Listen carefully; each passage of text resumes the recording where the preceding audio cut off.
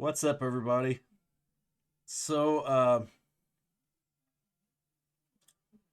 was I was I was reading the news, and usually whenever I read the news, I try to mix it up a little bit. I don't. If you've been following my channel for a while, you'll know that I'm a Trump voter. So most of the time, man, my news sources are gonna lean right. I admit that, and I own it. I get it. And I accept how majority of the time my perspectives are going to be biased in all sorts of different ways, and I completely recognize that about myself too. But usually whenever I read my news, I kind of go from local to national to dramatic. So I'm basically in the Midwest. Excuse me, Midwest, Indiana specifically, uh, West Central specifically, and that basically translates to Terre Haute, Indiana. And I'll one thing that I saw just a few minutes ago was this: City of Terre Haute moving forward with Pocket Park initiative. Now, I'm sorry, man. Don't get me wrong. It's you know, I think it's cool. I guess it's like this type of postmodern type of perspective, I guess, on park maintenance.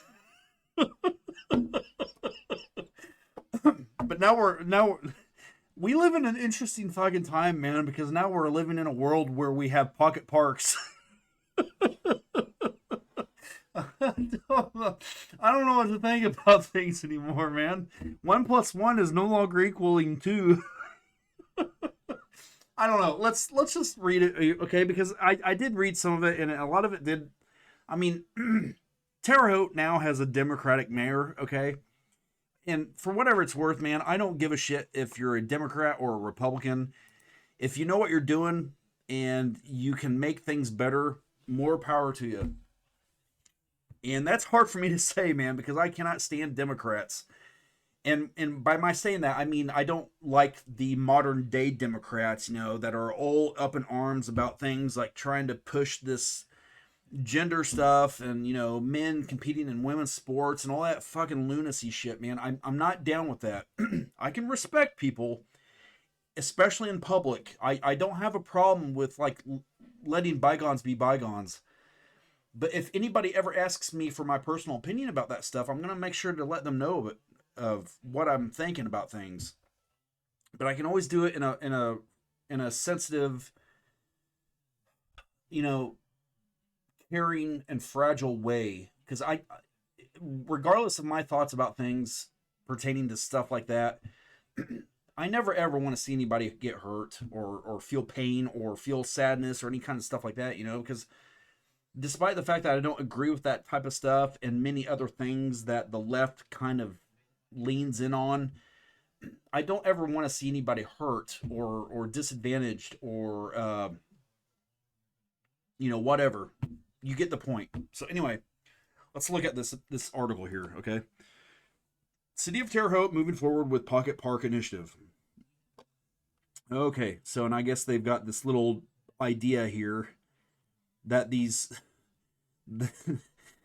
that these little lots that I'm assuming at one point had a dilapidated building. They're gonna tear down the building, I guess. Put up a few park benches because I guess everyone's just gonna come here and frolic during their lunch breaks. I shouldn't be laughing, man, because I guess this stuff comes from a good place in the heart, and I hope it works out. I hope it turns into something that people get a lot out of. I really do, man. But it's just there's some sort of caricature type of emotion that I'm dealing with right now when I see this, because I just feel like this is like some sort of absurd sense of appreciating these small things in life. I mean, it's taken it to a completely different fucking level, man. It's like, I understand that we need to appreciate the small things in life, but my God, where are our standards? Because to me, I'm sorry, when I think of a park, though, the absolute fucking last thing I'm thinking of are about 5 fucking park benches where an old dilapidated building was that was recently torn down and likely left behind a bunch of cockroach seeds or eggs. I'm sorry, man. I just don't.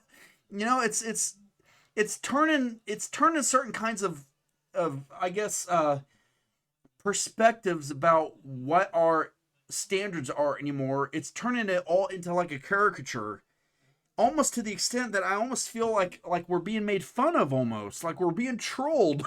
I mean, is this as good as shit can get now? It's like tear down a fucking building that nobody wants to pay for, get rid of the slum lords, and throw up a few park benches and call it a pocket park.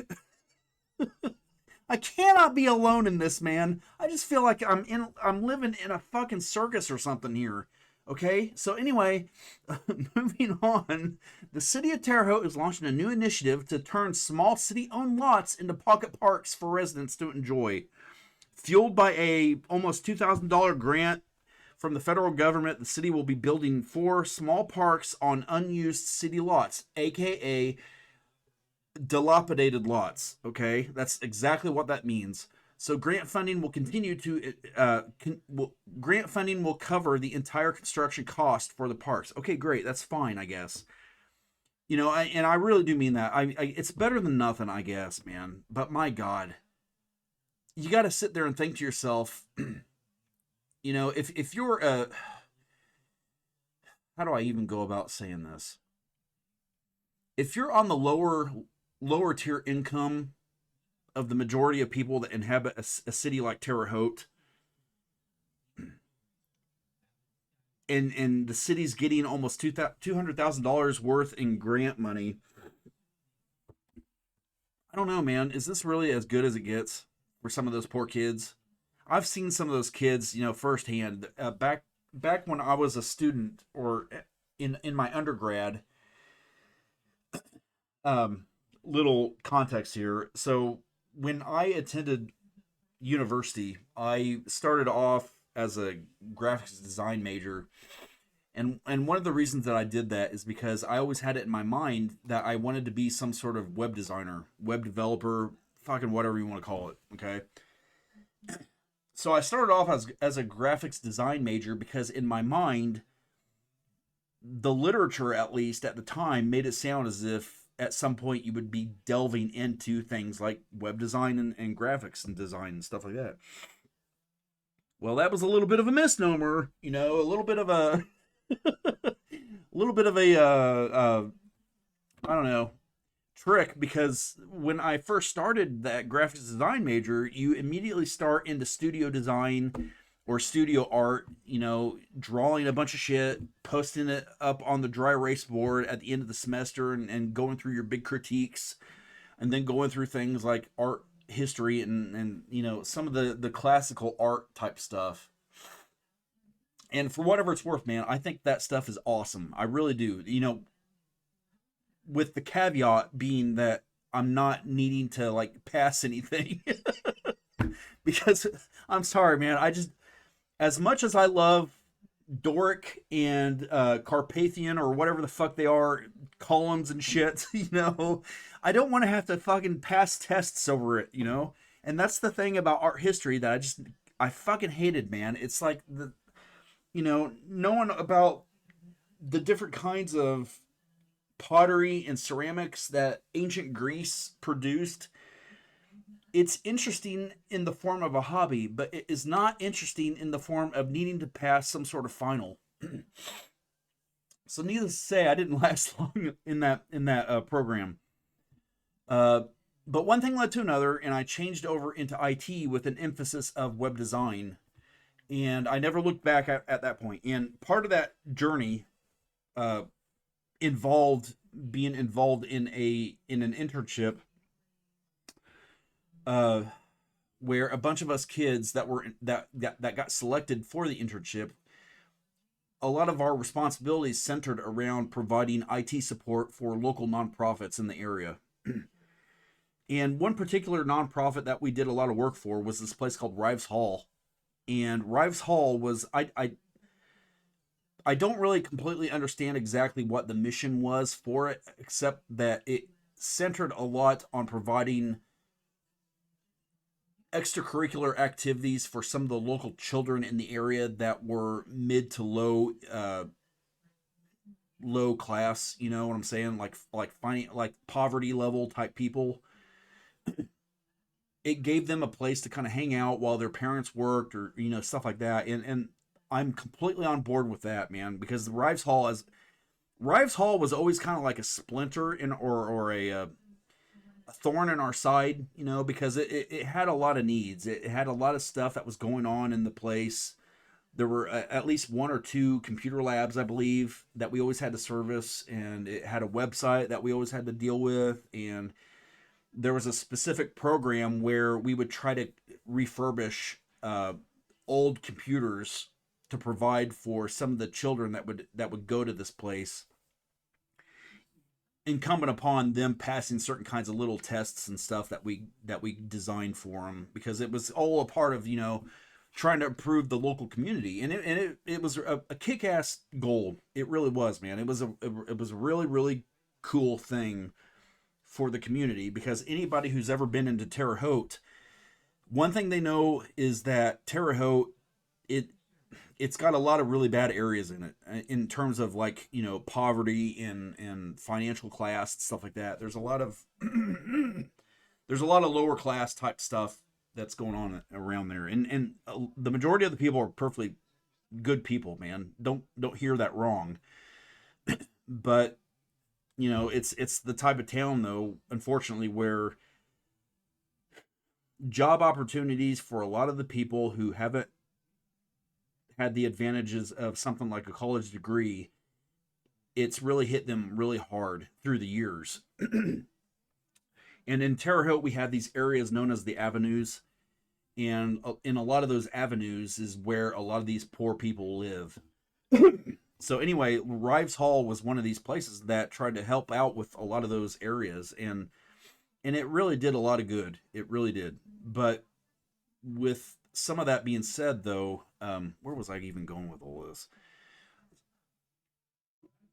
Rives Hall was one of those areas where a lot of the children that I think some of these kinds of little park grants and stuff, I guess someone somewhere thinks that installing some of these little pocket parks is going to somehow, make things better in those areas. And don't get me wrong, man. I mean, it's not going to hurt, I guess. But in my mind, I can't shake this feeling where current leadership of Terre Haute is completely detached from what it's really going to take to change things in this fucking town, man. I'm sorry, but the local meth pockets in these local avenues and shit, they don't give two flying fucks about some pocket park and a bunch of fucking park benches in a dilapidated lot. Nobody gives a shit about that, man. And 9 times out of 10, that type of stuff is going to be vandalized within the first week that it's installed. And what was it? It was like, what? Almost $200,000 worth of grant money. I don't know how grant monies work when it comes to either civic or city management, but I can't believe for the life of me that there's not ways to use that money in different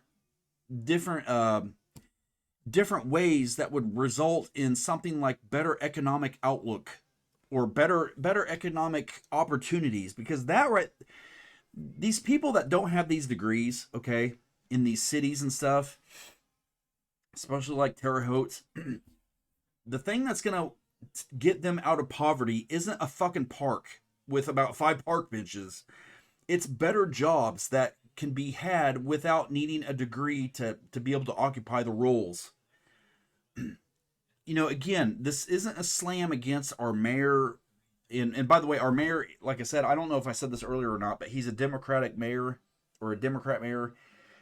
He ousted the earlier incumbent who was kind of like a he was a Republican that was about as entertaining as a wet fucking blanket, man. And the guy during his campaign and stuff, it was just it wasn't surprising that the guy lost, to say the least.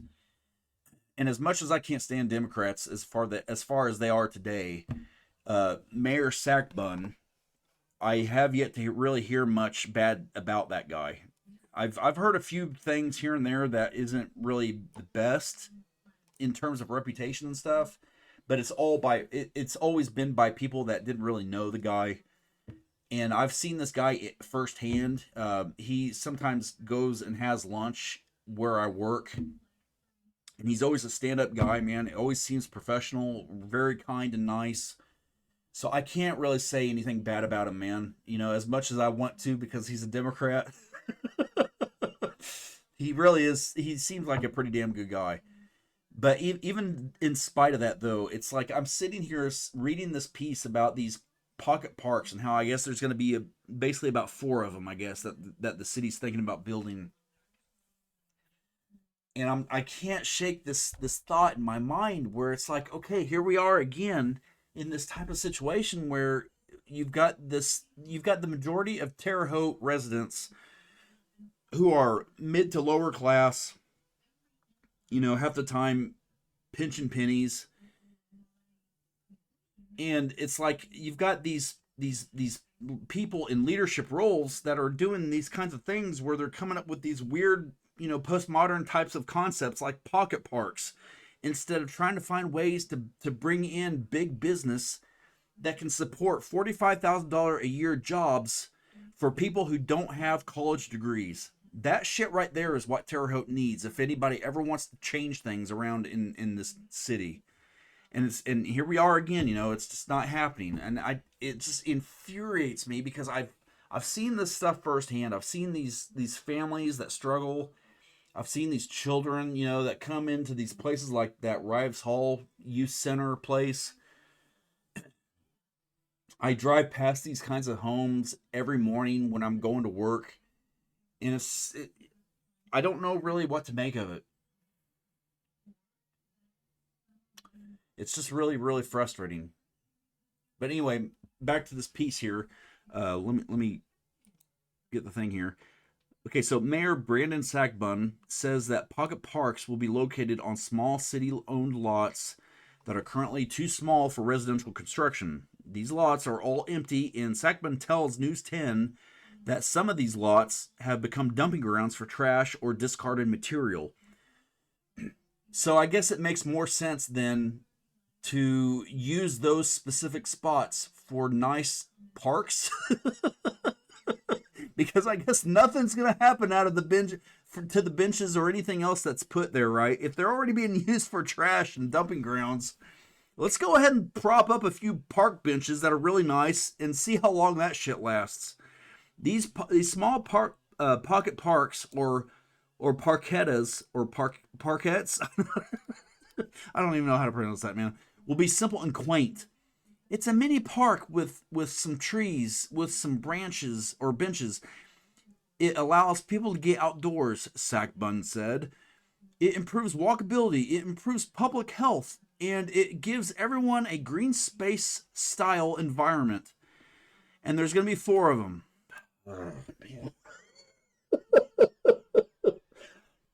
Oh, man. I mean, I don't know what to say about this. You know, I think the man means well. I really do. And my reaction to all of this, man, it's not really against him, you know. I can't imagine how difficult his job must be sometimes being the mayor of this fucking place, trying to come up with ways to turn things around. I'm sure it's I'm sure it's an insane job. I get it. But I can't shake this feeling that, you know, these kinds of weird ideas that a lot of these progressive Democrats come up with, they always just seem so out of touch with stuff. It's like, this is the same this pocket park concept in my mind comes from the same bucket that we got universal basic income from, or mandating electric vehicles, and some of these weird ideas that these progressives come up with, man. It's just, I don't know where they think that this shit winds up translating to something that's worth the efforts. But you mark my words, man, every goddamn one of these little pocket parks that they're going to build, it's gonna wind up being vandalized within either the first or second week. I would bet everything I've got, and it'll turn into one of those kinds of dilapidated types of park areas where you've got a bunch of homeless people that are sleeping on benches, because there's some considerably larger parks that we have in Terre Haute. Okay, one is right on this highway, or this street called Wabash, and we've got a couple others. One's by the Wabash River, and both of those places are always hotbeds for the local homeless. And I'm not talking about just like, people that are down on their luck. I'm talking about chronic homeless that do the kinds of things that the really bad homeless types of people often do. I'm talking about like men's restrooms type stuff, drugs, things like that. And I guarantee you, without any uncertainty, that once they throw up a few of those park benches, those things are going to turn into beds. And I hate saying that, man. And I don't like laughing about it, because I understand, and I appreciate the seriousness of it. But it's going to turn into that. I would bet everything I've got that it's going to turn into that. So anyway, I had to get that off my chest, man, because I was reading that kind of stuff. And this, by the way, this website here, WTHI, they're known for posting news pieces that, well, let's just say it like this. They don't really enjoy having locals critique their news articles. Okay? Because they just don't like the comments and stuff. And it makes a lot of sense, because back in the day, whenever they had comments, a lot of the people were seeing through things, and they didn't like the kind of feedback that they got. And with our small town or city, there's a lot of private interests that wind up footing the bills of places like WTHI. So it's like one of those kinds of situations where, they don't like certain kinds of things getting made public, and they don't like certain reputations being infringed upon. And once it reached a boiling point, they removed the comments section on their little website here. So it's just one of those things, I guess. But like I said earlier about Mayor Sackbun, as somebody who doesn't like how Democrats are today, it's hard to win me over when you're a Democrat. But I'm cognizant enough to know when I'm being biased about certain things. And when it comes to Mayor Sagbun, I can't come up with much to really, say bad things about the man. So I think he's trying to do things in a good way, but I don't know. I don't know if what we're seeing here is naivete, or just maybe the mayor trying to come up with ways to use some excess money that he wound up with through a grant. I don't know, man. I mean, it's always good to get rid of dilapidated areas and stuff like that, because God knows Terre Haute and local surrounding areas have plenty of that shit. And small town America in general has an abundance of dilapidation. And so whenever you have somebody like him trying to do something about some of that, you can't really fault him. And you got to give him at least some props. So I hope it works, man. I really do. I hope something happens from this that changes things in a good way. But with Terre Haute being the way it is, I every goddamn day, whenever I'm coming to work or leaving work, there's always at least one homeless person that's using a park bench somewhere as his bed. So I just 100% know that it's going to wind up turning into one of those kinds of things. So anyway, I'd love to know what your opinion is. Is if you live in a small town or something like that, let me know in your comments what you think, or in my comments what you think of this type of idea. And is your small town slash city anywhere remotely close to the stuff I'm describing here about Terre Haute? I would love to know. But we're gonna go ahead and end this little episode with another video here, one of my favorites. It's Duran Duran, Ordinary World, and I'm gonna play it, and I'm gonna provide a little bit of some ideas I have about it, and we'll just kind of go from there.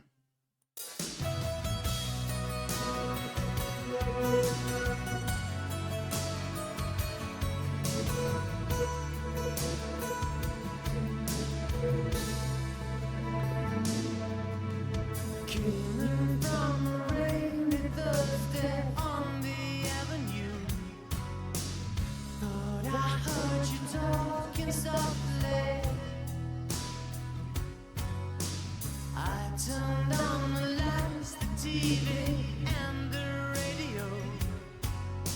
Still I can't escape the ghost of you. What has happened to it all?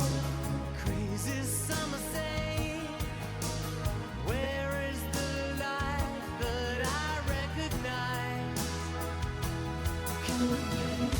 But I won't cry for yesterday. There's an ordinary world somehow I have to find. And as I try to make my way to the ordinary world, I will learn to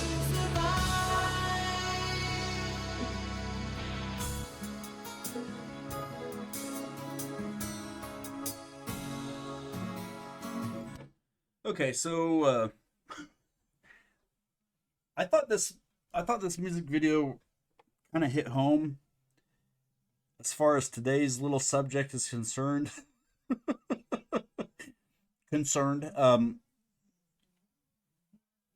name of the music video, or the song, is Ordinary World. And I can't help but sometimes often think to myself, where's my ordinary world? We're living in a world nowadays where people seem to think that there's universal basic income, pocket parks, that it's completely normal for grown ass men to be twerking in little libraries during children's story hour. I don't know where Ordinary World is, man, but this shit is not it. And for whatever it's worth, trying to understand the other perspective too, I completely understand how bombastic Trump can be sometimes with certain things. And I'm just going to be honest with you. I'm not down with what's going on right now with Iran and all of this other shit that's going on. First it was, what was it? It was kind of prodding Canada, joking around with them all the damn time. And that was mixed in between the stuff that's going on between Ukraine and Gaza. And then at some point he began to poke a stick at Greenland. And then he went down there and did that shit with Venezuela. And now he's over there in Iran. And word on the street is that he's even now thinking about dicking around with Cuba. And I know that at some point something's going to come up probably with Taiwan. So it's like, my God, man. And what kills me about a lot of that kind of crap is the fact that here he is dicking around with Iran. And don't get me wrong, man. I'm sure that Iran has all sorts of footings and seeds with terrorism and all that other kind of shit, whatever it may be. I'm sure there's a lot of bad actors out of there. And I've heard enough about their regime to know for a fact that they're no good. But if you're going to wind up somehow finding a way to justify going over there to Iran to do stuff, then why on earth have we not gone down to our southern border and done something with Mexico? And that's the reason I'm sitting here thinking to myself, there's just some level of inconsistency here that's not adding up. And I think it's going to really cost him big time whenever midterms comes up. To say nothing about all the stuff that he's caught bad press over concerning ICE. But anyway, back to the subject here. You know, ordinary world. What is an ordinary world anymore? I'll be damned if I know what it is. You know, here I am, 42 years old. I'm seeing all this weird shit going on with all of these different countries, all of this stuff, you know, from a guy who campaigned on this concept of make America great again. And every goddamn time the guy is in headlines, it's never anything about America. I'm sorry, man. It's just not. And don't get me wrong, man. My support for President Trump hasn't wavered. It hasn't. I've got plenty of critiques, but I'm still, if I had the chance to, I would still vote for him, and I always will, because there's something about that man that resonates with me from the standpoint of feeling as if he's the type of old school person that doesn't pussyfoot around things like political eggshells or political correctness and stuff like that.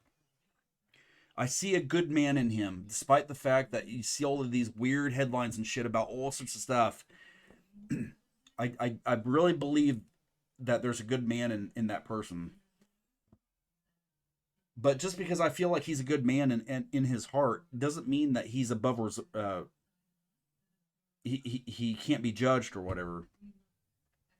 And a lot of the stuff that's going on right now, I just, it's not making sense, man. You know, I feel, as somebody who's trying to find a better job right now, because there's a lot of stuff going on right now where I work that I'm not too thrilled about. And as a result, it's caused me to try to find a better job somewhere else, whether it be within my vicinity of geolocation or remotely. I'm keeping my eyes open on websites like Indeed. And I check that motherfucker, man, every day.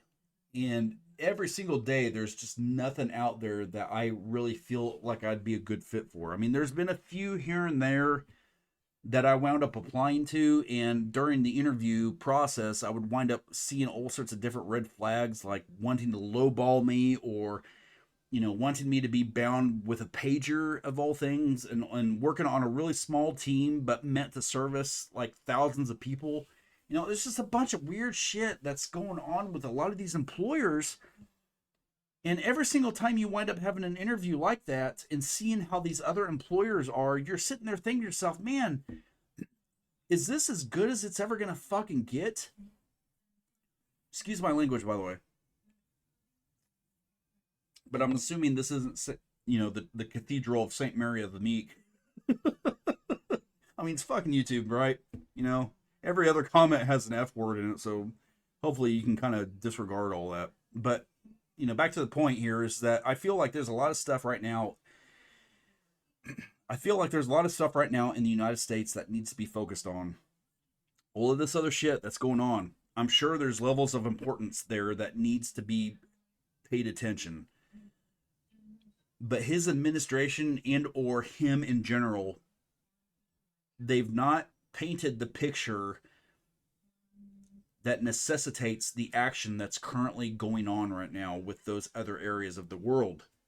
Especially whenever you put all of that stuff over or further ahead in the prioritization stack from where we are right now in the United States. Because every job entry that I see right now on Indeed, it's always for either some sort of managerial or VP or director or something like that and up, okay? It's never for entry level. It's never for mid-level. Some of them sometimes can be mid-level. But because of how the world is evolving, every single entry, regardless of what level it's at, is always expecting the candidate to be a perfect fit for their specific stack of requirements. And every job entry is almost completely exclusively different from the other. And that's worrisome. And the reason it's worrisome is because it doesn't really create any level of harmonious continuity of professional development for anybody that's looking for a job. And that says a lot. And I feel like we're heading down a really, really, really bad bad path in this country where professional development and organic ascension is concerned. You know, we've got tons of people that are graduating with degrees who are fucking working like baristas jobs and shit. That's fucked up, man. And why nobody is doing anything about it is just fucking infuriating. And I don't know really what the solution is, but I know that him advocating for some of these big tech companies to build more fucking data centers isn't the fucking solution. And as a MAGA voter, as a Trump voter, it fucking pisses me off, you know, because I feel like, you know, that's not only the future of younger generations that's being put in jeopardy, but that's also in turn, by a roundabout way, putting my own future in jeopardy. Because that makes it more difficult to find jobs and stuff and opportunities.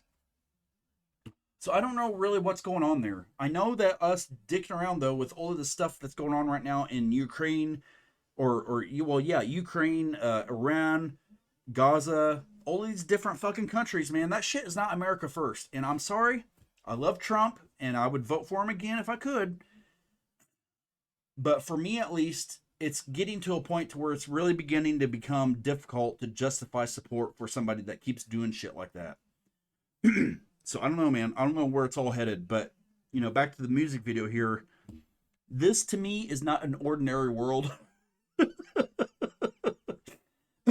And that's one thing I love about this music video, man. And I've said this before about other things, like that last video I made concerning Massive Attack's Protection, that music video. A lot of these music videos that you watch that are either from the 80s or the early 90s, a lot of them, in my mind, almost create a temporary portal where you get a momentary way to see what an ordinary world was. Now, you know, obviously it goes without saying that this chick that's walking around with this fucking bouquet and this weird chick kind of dress or whatever it is that she's wearing, that's not normal. I get that, but the symbolism though, I think there's a symbolism there underneath all of the surface shit that does represent an ordinary world. And what's really sad about it is that whenever I see this music video, I feel like there's a yearning for a type of world that doesn't exist anymore. Or maybe it does, but it's so difficult to feel and to experience that whenever you watch these music videos, it's like you want to cry over it, you know? So anyway, let's continue watching this. All coincidence once prompted you to say, pride will tear us both apart. Well, now pride's gone out the window, cross the rooftops, run away. Left me in the vacuum of my heart. What is happening to me? Crazy some say. Where is my friend when I need you most? But I won't cry for yesterday. There's an ordinary world somehow I have to find. And as I try to make my way to the ordinary world, I will learn to survive.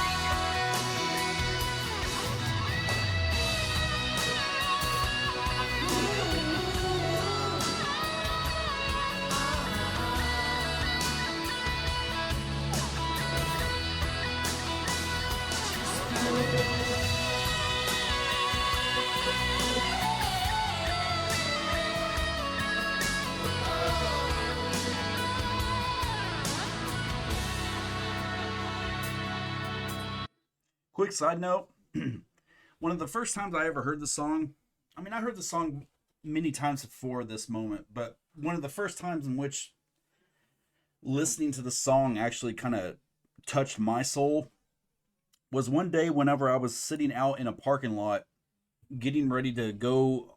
Okay, so when was it? there was a day years ago when I was still going through undergrad. I was in one of the major parking lots that we have at the institution that I got my degree from, and I was in my old, beat up car listening to the radio as I was sitting there eating sushi. And it was one of those kinds of sushi things that you get from a local big box store. They pack it up in the plastic container. They put the container out there in the cooler. And this particular day, it was one of those kinds of it was one of those things that had the weird pieces of sushi, like the lobster tail and the fish eggs and some of that shit. And that stuff is good. Don't get me wrong, but when it's prepared in one of those cooler types of plastic cases, you don't ever get that shit. Because that shit sucked, man. I mean, it was, oh my God, it was just so horrible. And I felt it ruined my day, man, because back then I hardly had a dime to piss or a bucket to piss in. And, I think at the time it was around $10 or something like that. And that, that was at least a couple days worth of gas. But anyway, I was out in my car, trying to down this shit. And the radio was on, and, Ordinary World was on the radio, and it was the first time when I heard this song with the guitar riff that you just listened to. And I remember listening to that and thinking to myself, man, that's fucking awesome. Hearing that fucking massive guitar and just hearing it shred the way that you could hear it. And it was like almost as if it temporarily took me out of some of the stuff that I was worrying about all the time back then. It took me away from worrying about my homework. It took me away from worrying about my relationship issues, my financial stuff. It took me away from all of that stuff in just a moment, in a few moments, man. It's like as soon as that guitar hit, man, I was in a different world for a few moments. And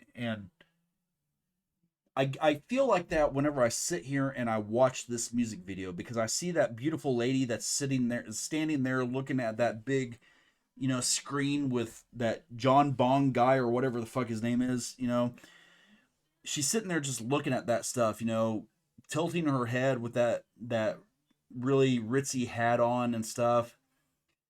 And I can't help but feel like sometimes whenever I sit there and I watch her do that, and I'm watching all of this other stuff, it's like I want to be a part of that fucking world, man. I want to get out of this stupid shit that we're in right now, where we're seeing these news pieces about all of this stuff going on in all of these different countries, rarely seeing anybody do anything about job opportunities or the cost of things like groceries and shit. And this comes from somebody who believes honestly that I really do believe this. I believe that President Trump's trying to make things right somehow through some sort of weird roundabout way that we either don't understand or don't have enough information about. My perspective on that man is that he's got a good heart and that he's trying to find ways to make things right.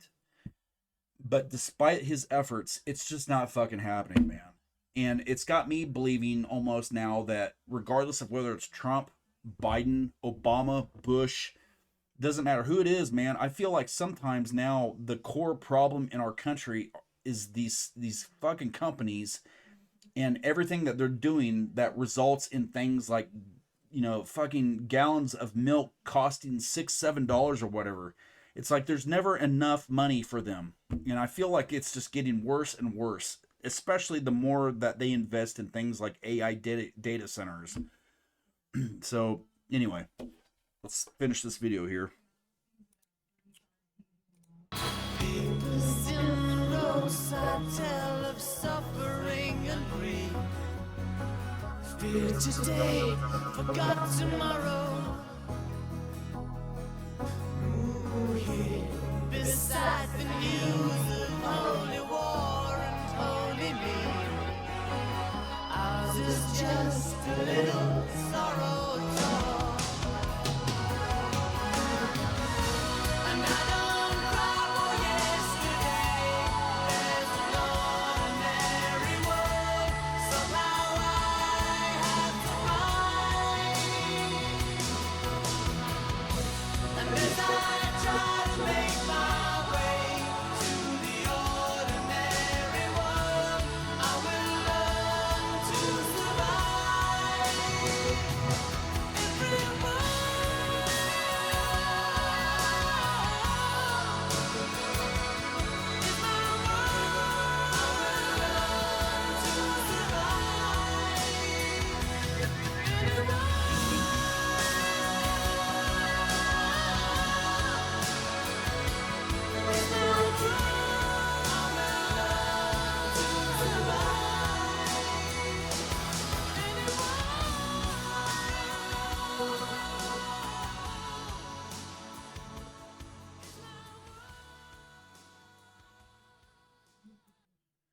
So needless to say, man, that video kicks ass for a number of reasons.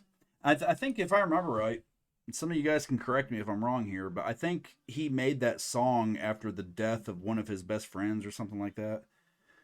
So I mean, there's some serious substance behind that art there.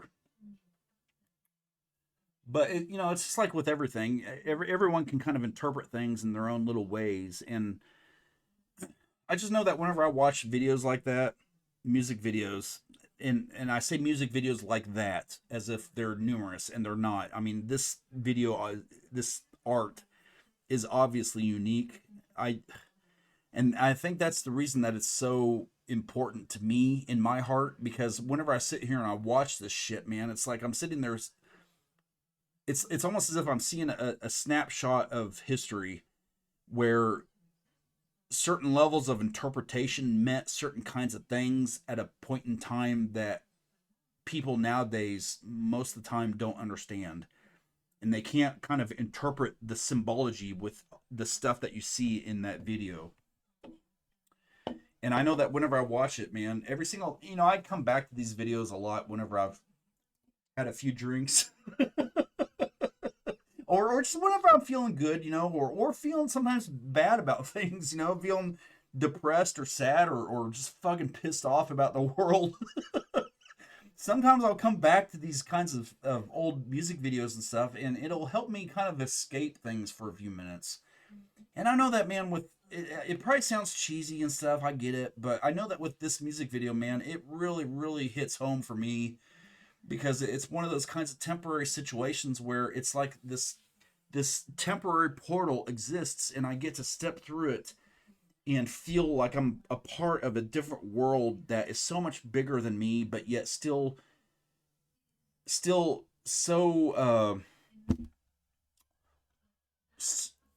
it reaches a piece of me inside my heart and my soul that nothing else even comes close to.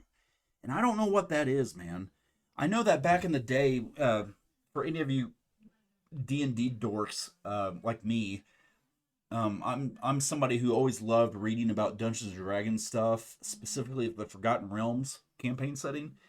And the reason I always fell in love with that stuff is because it was one of the kinds of things that introduced me to the concept of different planes of existence.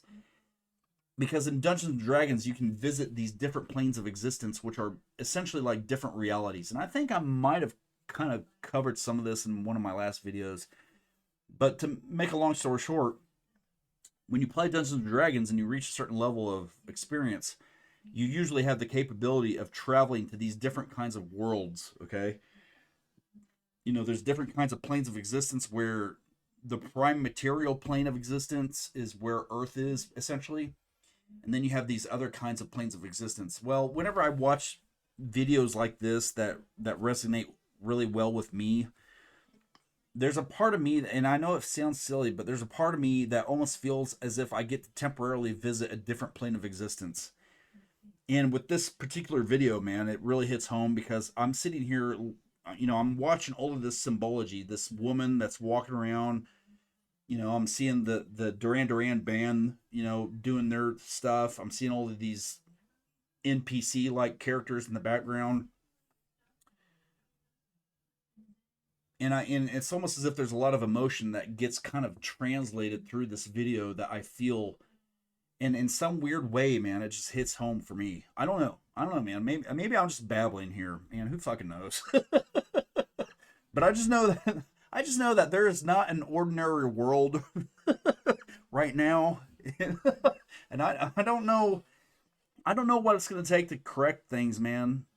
Because there's a big part of me in my heart that believes that if we keep going on the way that we're going, something really bad's going to happen at some point. I don't know what that thing is. It might be another Great Depression. It might be a fucking horrible war. Who knows? But, this video, it I know that he's essentially emotionally translating things in such a way that conveys his sense of grief, I guess, or his desire to move on from the loss of his friend. But with me, I translate it as if it's more or less like a yearning for a world that no longer exists, and it breaks my heart because I sit here and I see these things and I feel these feelings that come through, and I can't stop thinking to myself, man, what happened to the world? You know, what happened to the world that that was capable of producing art like this? Where has that fucking gone? And in my mind, man, that's a problem. That's a major problem that doesn't get enough attention because I feel like it makes contact with a lot of stuff in the world that a lot of people don't realize it contacts. So anyway, that's it for me. Um, Share, like, and subscribe if this is kind of like your thing. You know, if you like to talk about these kinds of things, I would really love to know what you guys think if you come across this and you've made it this far in this video. I know this is fucking rambling stuff, man, but you know, if it's not your thing, no big deal. Just go ahead and skip it. But if it is kind of like something that you find interesting, I would love to know what your take is on some of the stuff that I'm talking about here. Do you feel the same way? Do you not feel the same way? You know, is this like some sort of like drunken stupor rambling, or is there something with some meat on the bone here? Because I really think there's something here, man. I think as time goes on, and I think as time goes on and we become more and more dependent on digital aspects of our lives, I feel like this type of thing, whatever this is, whatever phenomenon this is, I feel like you're going to see more and more of it being expressed by people like me. So I think that's something to kind of think about. Anyway, I'm going to go ahead and end it here. And I hope you guys are doing okay. And at some point, I'm going to make another RimWorld video.